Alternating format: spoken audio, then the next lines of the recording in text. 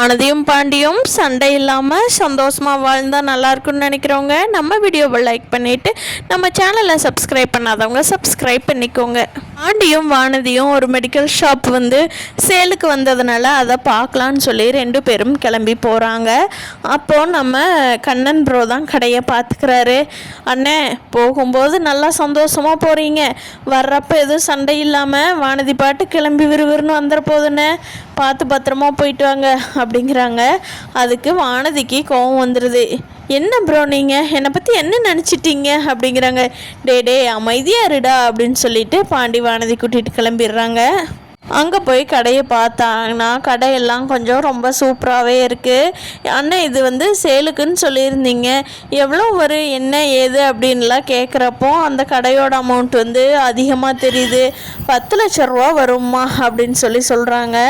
அப்போது பாண்டி இருந்துட்டு அண்ணன் ஏதாவது அட்ஜஸ்ட் பண்ண முடியுமா அப்படின்னு சொல்லி கேட்கவும், இல்லை தம்பி, உள்ளே இருக்கிற மருந்தோட வேல்யூவெல்லாம் அவ்வளோ இருக்குது தம்பி, இது நீங்கள் கொஞ்சம் கூடிய சீக்கிரம் கொஞ்ச நாள்லேயே எடுத்துடலாம் இந்த அமௌண்ட்டை, உங்களுக்கு ஒன்றும் பெரிய கையெல்லாம் பிடிக்காது, அந்த அமௌண்ட்டு நீங்கள் போட்டிங்கன்னா நல்லா சேல் ஆகுது தம்பி, பாருங்கள் நீங்கள் நிற்கிறப்பவே ஒரு 10 பேர் மருந்து அது வேணும் இது வேணும்னு வாங்கிட்டு போகிறாங்க, நல்லா சேல் ஆகுதில்ல தம்பி, எப்படி நம்ம குறைச்சி தர முடியும் அப்படின்னு கேட்கவும், சரிண்ணே நான் இன்னும் 2 நாளுக்குள்ளே சொல்கிறேன் அப்படின்னு சொல்லுவோம். தம்பி, வேறு யாராவது வந்தாங்கன்னா நான் கொடுத்துருவேன் தம்பி, எனக்கு கொஞ்சம் ரெஸ்ட்டு தேவை, அதனால தான் கொடுக்குறேன், இல்லைன்னா நல்லா ஓடிட்டுருக்கிற கடையை நான் எதுக்கு கொடுக்க போகிறேன், என் பசங்களாம் வெளிநாட்டில் இருக்காங்க, அதனால தான்ப்பா, நீ எதுக்கு கொஞ்சம் சீக்கிரமாக சொல்லியிருப்பா அப்படின்னு சொல்லவும், சரின்னு கேட்டுட்டு பாண்டி வானதி வந்துடுறாங்க.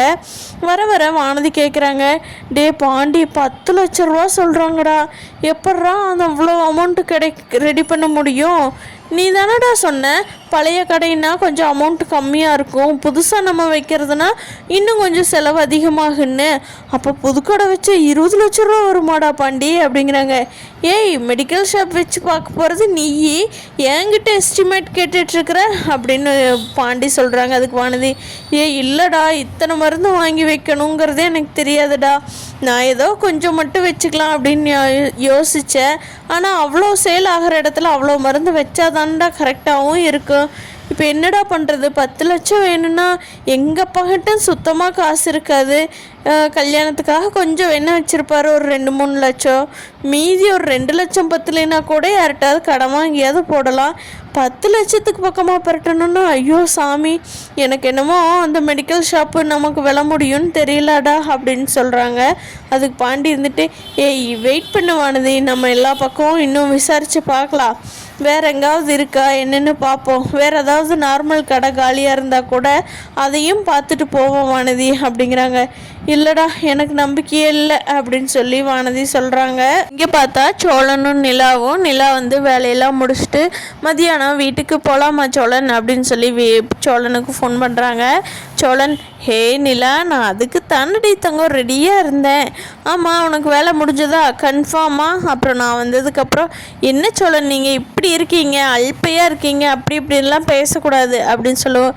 ஐயோ சோழன், வாங்க வீட்டுக்கு போகலான்னு தான் சொல்கிறேன் அப்படிங்கிறாங்க நிலா. சோழன் போய் ரொம்ப சந்தோஷமாக நிலாவை கூட்டிகிட்டு வர்றாங்க வீட்டுக்கு. வீட்டில் வேற யாருமே இல்லை, அதனால் சோழனுக்கு ஒரே குஷி ஆகிட்டாரு. கொஞ்ச நேரம் ஜாலியாக பேசிகிட்டு இருந்துட்டு அப்புறம் நிலா ஒரு மாதிரி டல்லாக இருக்காங்க. அப்போ சோழன் கேட்குறாங்க, ஏன் நிலா என்னாச்சு, ஏன் இப்படி சோகமாக வந்திருக்க அப்படிங்கிறாங்க.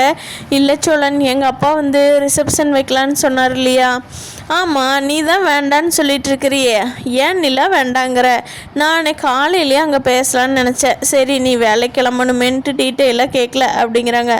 ஆமாம் சோழன், நான் எங்கள் விட்டு வந்துட்டு ரொம்ப நாள் ஆயிடுச்சு, கிட்டத்தட்ட வருஷங்களே ஆயிடுச்சு, நீ எப்படி நம்ம அந்த வீட்டோட அவங்க கூட ஒன்றி போய் இருக்கிறது, ரிசப்ஷன் வச்சா எல்லா சொந்தக்காரங்களும் வருவாங்கன்னா இது வரைக்கும் பார்க்காதவங்க எல்லாருமே கண்டிப்பாக வருவாங்க, அவங்களையெல்லாம் ஃபேஸ் பண்ணுறதுக்கு எனக்கு ஒரு மாதிரி ரொம்ப சங்கட்டமாக இருக்குது சோழன், அதுவும் இல்லாமல் நம்ம கல்யாணம் எப்போவே நடந்து முடிஞ்சிருச்சு, நம்மளோட ஊர் பிரகாரம் நமக்குத்தானே தெரியும் இப்போ நடந்துச்சுன்னு சொல்லி, அதனால் அப்போ நடந்த கல்யாணத்துக்கு இப்போ போய் ரிசப்ஷன் வச்சா ஒரு மாதிரி சங்கட்டமாக ரொம்ப கஷ்டமாக ஃபீல் ஆகுது சோழன் அப்படிங்கிறாங்க.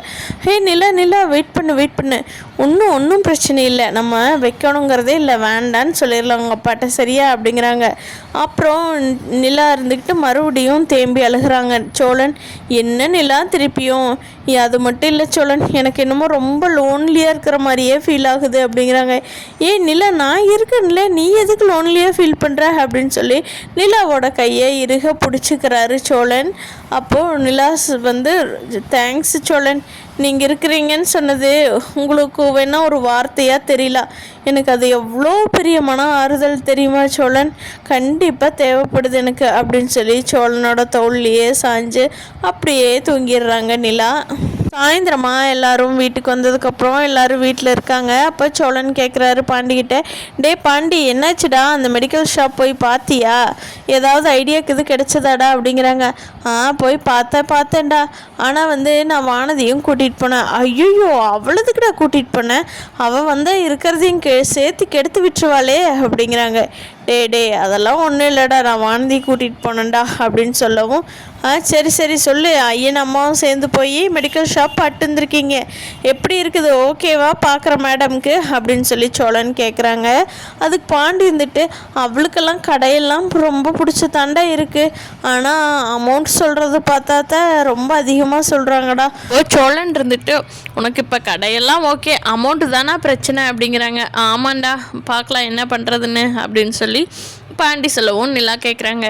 ஏன் பாண்டி, எவ்வளோ காசு வருது அந்த மெடிக்கல் ஷாப் வாங்கிறதுக்கு அப்படின்னு சொல்லி கேட்குறாங்க. அது வந்துங்க, சொல்லுங்க பாண்டி எவ்வளோ வருது அப்படிங்கிறாங்க.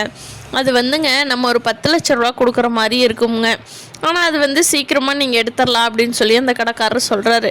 நாங்களும் கூட அங்கே இருந்தோம்ங்க, நல்ல சேல் ஆகுதுங்க, சும்மா சொல்லக்கூடாது அப்படின்னு சொல்லி பாண்டி சொல்கிறாங்க. ஆனால் அவ்வளோ பணத்துக்கு தான் நம்ம என்ன பண்ண போகிறோன்னு தெரியல அப்படின்னு சொல்கிறாங்க. இல்லை இருந்துக்கிட்டு, பாண்டி நான் இப்போது அண்ணனோடது ஒரு ப்ராஜெக்ட் பண்ணிகிட்ருக்கேன்ல, அதிலிருந்து ஒரு பெரிய அமௌண்ட் வரும் பாண்டி, அது வந்த உடனே கொடுத்துட்றேன், நீங்கள் வானதிக்கு இந்த ஷாப்பை வச்சு கொடுத்துருங்க அப்படிங்கிறாங்க. சோழன் இருந்துட்டு, நிலா என்ன சொல்கிற அப்படிங்கிறாங்க. ஆமாம் சோழன், நம்ம பாண்டிக்கு நம்ம செய்யாமல் யார் செய்வா அப்படின்னு சொல்லி நிலா கேட்குறாங்க. பாண்டி போ உன்னோட ஆளுகிட்ட போய் சொல்லியிருந்த நியூஸு, அமௌண்ட்டெல்லாம் ரெடி, கடை எப்போ வாங்கலான்னு டேட் ஃபிக்ஸ் பண்ணிட்டு வாடா, போடா அப்படின்னு சொல்லி சோழன் அனுப்பிச்சி வைக்கிறாங்க. பாண்டியும் வண்டி எடுத்துகிட்டு வெளியே கிளம்பிடுறாரு.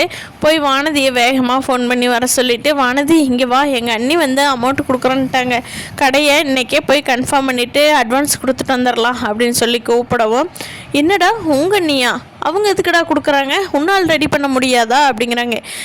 நான் 10 லட்சத்துக்கு எங்கடி போவேன்னு நினச்ச உடனே அப்படிங்கிறாங்க. அவங்க கொடுத்தாலாம் எனக்கு அப்படி ஒரு மெடிக்கல் ஷாப்பே வைக்க வேண்டாம்டா, காலத்துக்கு சொல்லுவீங்க, எங்கள் அண்ணி தான் கொடுத்தாங்க, நிலா தான் கொடுத்தாங்கன்னு. வானதி ஏன் இப்படி பேசுகிற, அவங்களுக்கு காசு திருப்பி கொடுத்துடலாம் வானதி, உனக்கு வருமானம் வந்த உடனே திருப்பி கொடுத்துடலாம், அவங்க கொடுத்த காசாக இருக்காதில்ல அப்படிங்கிறாங்க. சரிடா அப்படின்னு சொல்லி வானதி 2 அர்த்தமாக தான் ஓகே பண்ணியிருக்காங்க. பார்க்கலாம் ஃப்ரெண்ட்ஸ், மெடிக்கல் ஷாப்பை வானதி வாங்கி ரன் பண்ணுவாங்களா சக்ஸஸ்ஃபுல்லாக, என்ன நடக்க போகுது, நிலா ஹெல்ப் பண்ண போகிறாங்களா, நிலாவோட பேரண்ட்ஸ் எல்லாம் நிலா எப்படி பார்க்க போகிறாங்கங்கிறத இனி வரப்போகிற நாட்களில் பார்க்கலாம். இந்த வீடியோ கீழே நீங்கள் என்ன நினைக்கிறீங்கன்னு கமெண்ட் பண்ணுங்கள். தேங்க்யூ.